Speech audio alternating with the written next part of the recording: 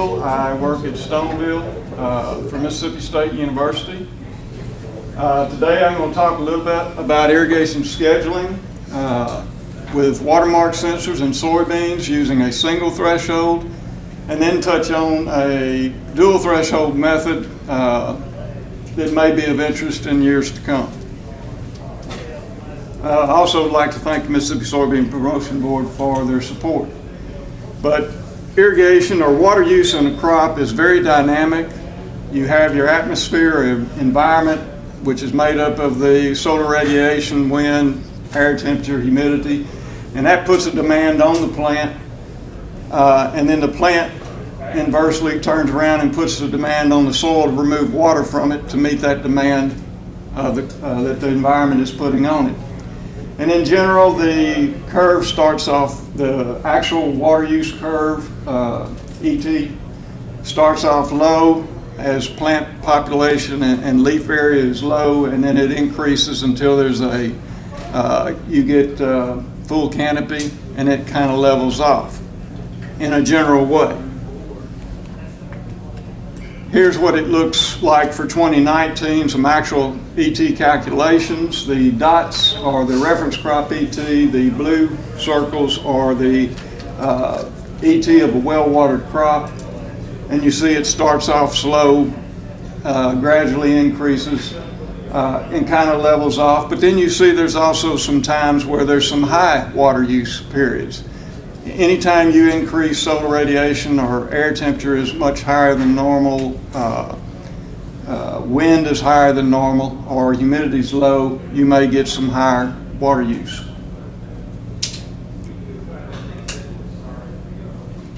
Well, what is a water stress? If we take an example like this, maybe graphically, this is the best way I could visually show it. If we were to use for the next 10 days 0.26 inches per day, but at this point where that star is, the soil at that point in time could not give the plant all the water it needs. Well, then you're going to have a lower evapotranspiration rate. And so the orange curve there is kind of representing that. And it starts off gradual and then it decreases over time until it either gets rainfall or irrigation. Do we have any number of crop ET when it begins the water stress? Do you have any number? When begins the water stress? When does it begin, the water stress? That's what you're asking. When, what that soil level is? Yeah, we're going. Yeah, I mean, on this graph, could you show when begins the water stress? Probably it's going to begin. There's not that much drop right in the first day or so. It's probably going, in this particular case, probably 2 to 3 days after it starts there. But I don't know anybody that has an exact number on that. It depends on the crop, the soil type. There's too many factors to give you like a hard number. Yeah. It's more of each situation has its own, what we call maximum allowable depletion before stress begins. Well, I'm interested because we are measuring the subflow of the plant. Mm-hmm. That's why it's very interesting if you know any knowledge when it begins. So, yeah, it really depends on the whole situation. Yeah, so you said that we don't know. So for when we're using watermarks, we want to know, we really want to know what this point is here, when the soil can no longer supply all it needs. And so that's what we're trying to look at. Before we get to that though, if you're going to use watermark readings, you need to get good representative samples from your field. You should look at your depths. You want to have a representative of the full rooting zone if possible. I know these are individual sensors. You can put them at multiple depths. Some people put them at 6, 12, 24, 36. I tend to put them evenly spaced, 8, 16, 24, 32, or 9, 18, 27, 36. But you end up getting an average to help represent what is going on in that soil profile. or if it's a 6-12-24, you'd do a weighted average. With respect to depth, I don't like to get any more than 12 inches apart.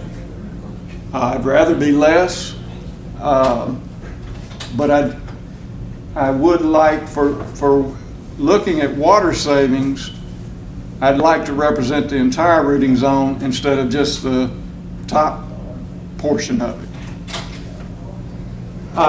As far as where do you put it in the field, we normally put in the predominant soil type, especially when we're talking loams, silt loams, silty clay loams, silty clays and clays.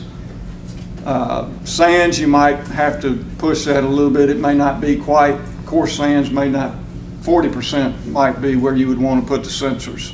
But for irrigation system, we want to put it a half to 2/3 down the row from the top end of the field.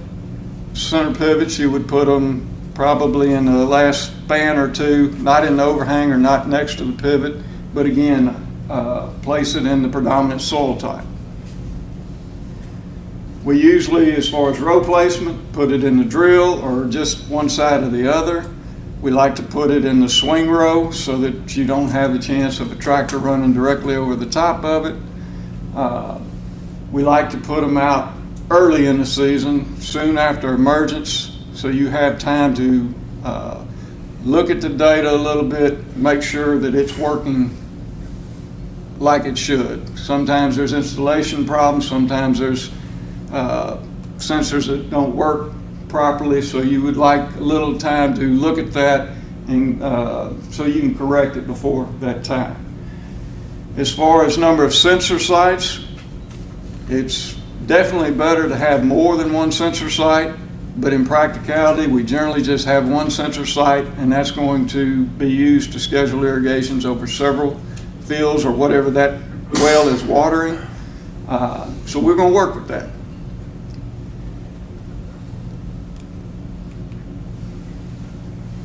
Just a graph showing some data. This is a sharky soil, cracking clay soil. We had 9, 18, 27 inch depths. The blues 9, reds 18, and the greens 27. I have a bad habit, or not necessarily a bad habit, but an old habit of using soil water potential as a negative pressure that's being applied to the soil to remove water from it. So I generally use negative values instead of the positive values that you get from the data loggers normally. So if you're used to seeing it the other way, just flip it. But here's a good example of sensors working. When you get an irrigation or rain, it responded to it. Again, this is cracking clay soil. That's why it responded as much at all 3 depths. But with individual sensor data, one of the things we look at is where the rooting depth is, and you can see we weren't using much water at the 27 inch depth before that first major rain event. But for irrigation purposes, we normally look at the average, and we're using a threshold, and this just shows when we used a minus 80 kilopascals for a threshold and when we irrigated.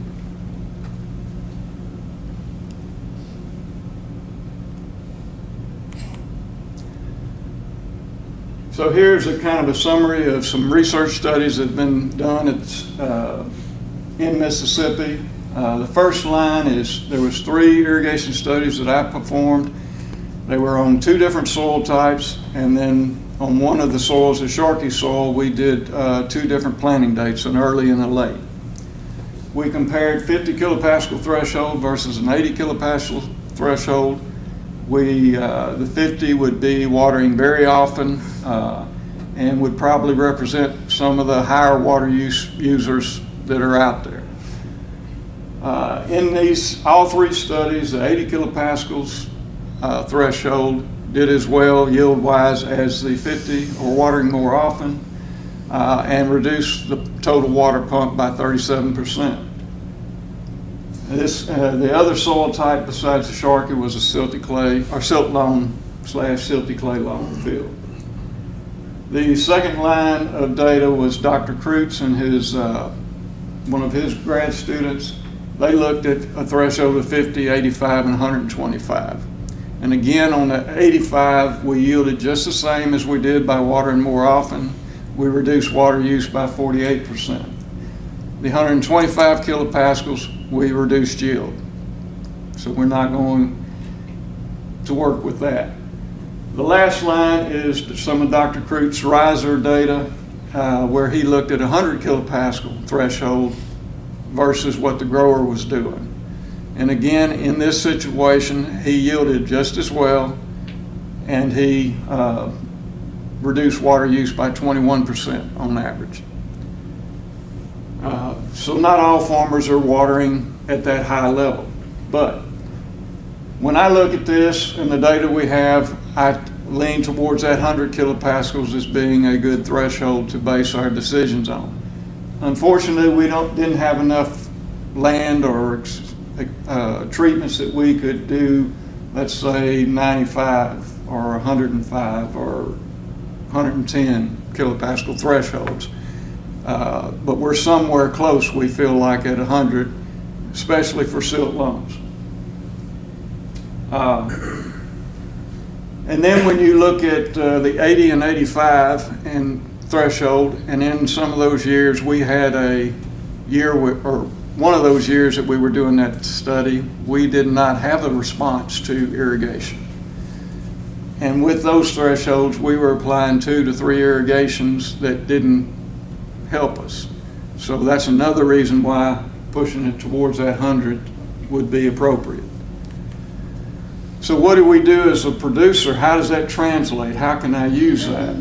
Well, if we go with a 100 kilopascal threshold and we either make an estimate of what the average drying rate of that soil is in kilopascals per day, or we use actual data that we have in the field from our watermarks, if we have that kind of information, then we can kind of put it into this equation down below. So for example, if we assume there's 4 fields, we can water each field in 24 hours. So that's 4 days to get around. It's same crops, same, reasonably planted at the same time and reasonably the same predominant soil type. You could put it into this equation. Days to get around 4 minus 1 is 3. 3 times 6 is 18. Subtract that from 100, that's 82. So if it took you 4 days, and the reason I say that, well, what if it takes you 6 days? Well, you'd put that into the equation, and 6 minus 1 is 5, 5 times 6, 30, and so you're at 70 kilopascals. So there would be a difference depending on how long it takes you to get around.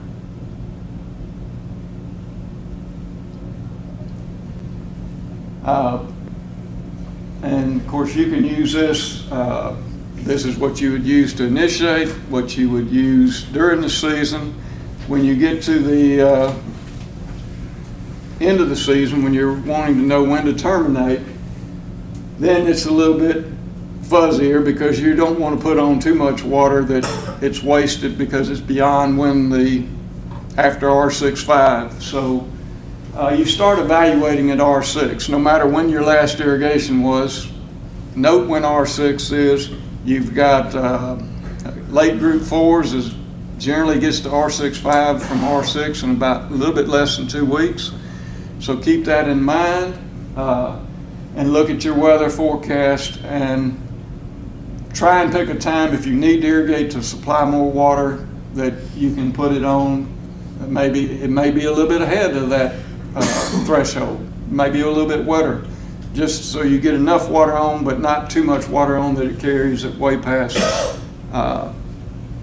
R6.5. Because at R6.5, when those beans are not only touching, they're kind of pushed up against each other, flattening the ends, and that membrane is starting to separate. You're done. You're not going to get any more benefit. So just to reiterate, this is the methodology that I would use to help give you a better estimate of what you should start with on a single threshold. Is there anybody have any questions on that right now?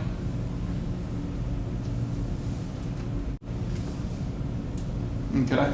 So the 100 seems kind of dry, but you've done the research, so we're learning more and more. I know there's a pucker factor in there, but it works well. I mean, we've seen it work well, and in some cases, science would tell you for the heavier soils, you could probably dry it out even more.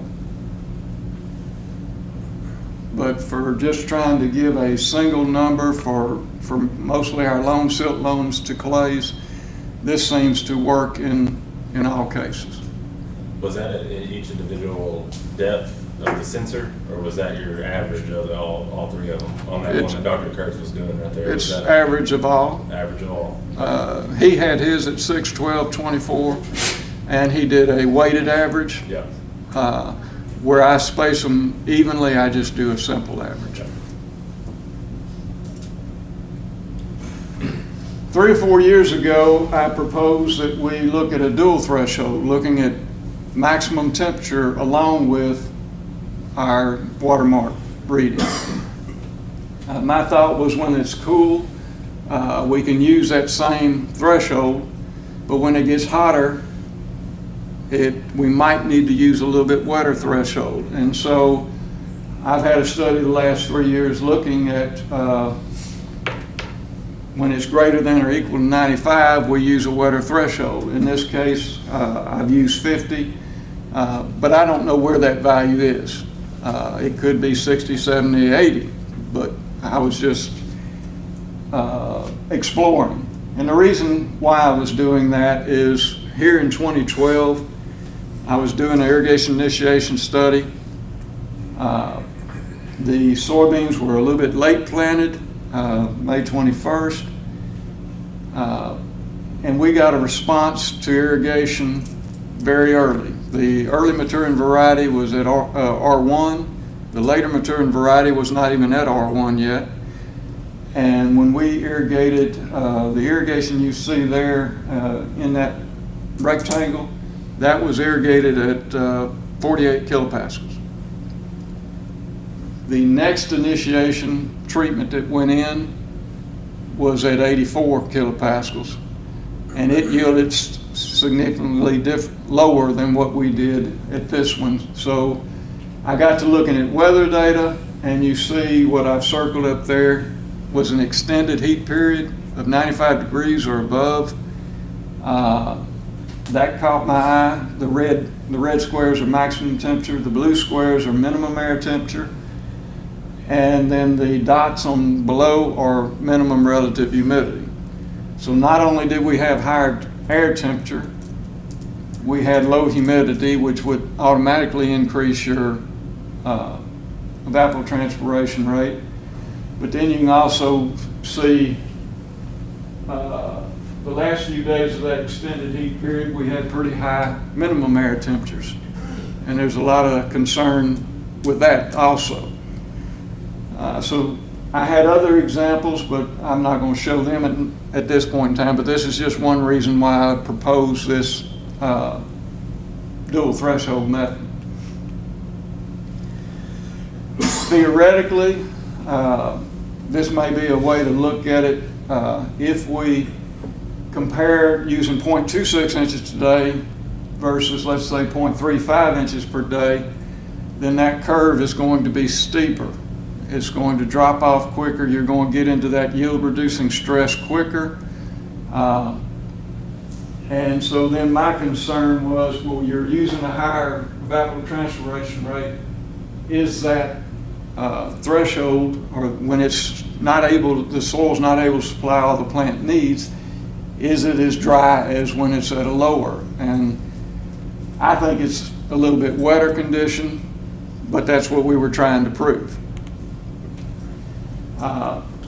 In that, I wish I could tell you that I've proven that, but at this point in time, I have not. The times we've had extended heat periods the last 3 years, most of that time we got rain during or at the beginning of it, and it was helped in that situation. This past September, we had a very hot, dry September, but the 2 early planting fields were already mature. The later planted had some other issues with flooding, which I'll talk about in a minute. But overall, one of the best ways to save irrigation water is to capture what rainfall we can while still having good drainage. And so hopefully in the future we'll be able to better tell what the risks are and whether you can wait a day or two to see if the forecasted rain comes or not. We hope to do something in that area that will help better describe that risk. Well, everything before I was talking about a healthy crop. Well, what happens if it's unhealthy? I have 2 observations of that. One with disease. I had a field that had target spot, and over time it wasn't controlled, and over time we lost leaves. But in that case, watering more frequently gave us a higher yield. This past year,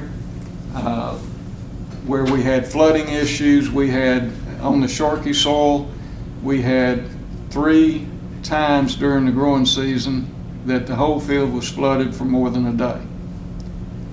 The early planted, there was no difference as far as irrigation goes. The letting it dry out to the threshold, we were using 80 kilopascal threshold, worked fine and was as good or better than more frequently. The later planted, that was planted May 28th, again, in this case, more frequent watering helped it. It yielded better. I have to believe that that's because the later planted doesn't have as much time to put on the biomass, especially when the flooding is causing some stunted growth and such. I expect the same thing in a field that has nematodes, where in the majority of the field, and it's slowing the growth down. I possibly would expect that to be the same. More frequent watering might help that. But with that, it's our goal to help you maximize yield with the least amount of water, and I hope that is your goal. And Mr. Wayne and Chris Bush, I don't think will mind me putting this up here, but water is generational, and that's why I think we do this, trying to save water. So thank you.